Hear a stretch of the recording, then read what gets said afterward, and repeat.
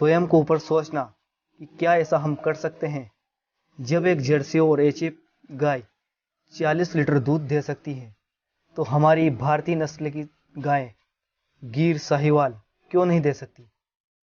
जितना हम विदेशी नस्लों पर कार्य कर रहे हैं उतना अगर हम देसी गायों पर करें तो यह भी 20 लीटर से ज़्यादा दूध दे सकती है प्रतिदिन का।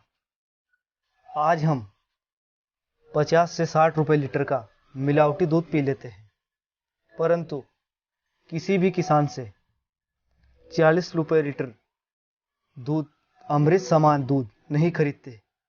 यही कारण है कि देसी गाय को नुकसान का कारण बताया जा रहा है। इस फार्म पर गायों को चारा बारीक काट कर और मशीन में भूसा उसमें मिलाकर इन गायों को खिलाया जाता है। अगर आप देसी गाय पालन करते हैं तो आपको किसी भी सुविधा की, कृत्रिम सुविधा की जरूरत नहीं होती है, क्योंकि इन गायों के लिए किसी भी तरीके की कोई भी सुविधा आपको करने की जरूरत नहीं है। जहां पर जर्सी गाय